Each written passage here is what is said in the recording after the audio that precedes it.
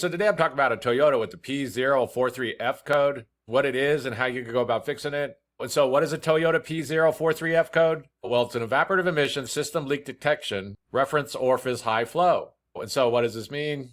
Well, basically vehicles have what's called an Evap system that takes the gas vapors from the gas tank and feeds them up to the engine to get burnt away so they don't escape into the atmosphere. But when you get this P043F code, the computer's seeing a problem with an Evap component, mainly what's called the reference orifice, which is going to be located inside the leak detection pump, which is usually located on the charcoal canister.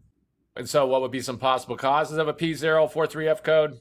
Well, the most common thing that's going to cause this is that there's some kind of problem going on with that leak detection pump or the wiring going to the leak detection pump.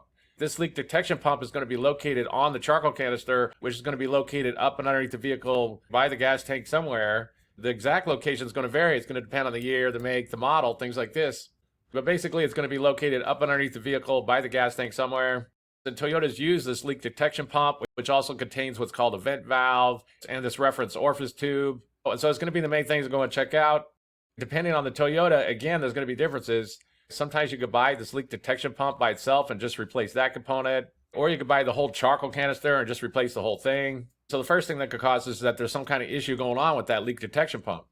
The next thing that could cause this is that there's some kind of wiring problem going to the Evap system to that leak detection pump. And so it's a good idea to go check out the wiring and be sure that it looks like it's good. You can also get wiring schematics for your particular Toyota. Get a multimeter and go and check the wiring, check for any blown fuses. It is common for Toyotas to put the Evap system on the EFI fuse and relay. Again, there can be differences, so be sure to look up your particular Toyota. But it is very common for these to be combined with the EFI fuse. But the next thing that's going to cause is some kind of wiring issue. The next thing that could cause is that there's a leak in the system, there's a restriction inside the system that's blocking the flow of the vapors for some reason, or something along these lines. One thing to keep in mind is that the gas cap is a part of the Evap system, and if that doesn't seal correctly, then that can cause a leak also.